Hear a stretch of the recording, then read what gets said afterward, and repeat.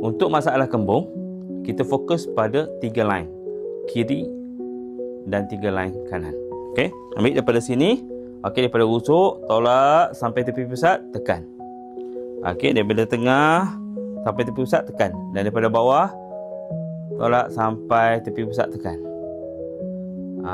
Ulang 10 ke 30 kali. Okey, daripada tepi, tekan. Okey, nampak Tekan sini, tangan satu lagi peluk macam semayang. Macam tu. Okey, tarik sampai tepi pusat, tekan.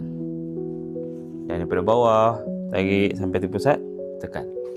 Okey, buat 10 ke 30 kali. Kalau dah buat tak jalan juga, jom jumpa perawat untuk kami cek keadaan anda mungkin tersalah. Jom, saya bantu.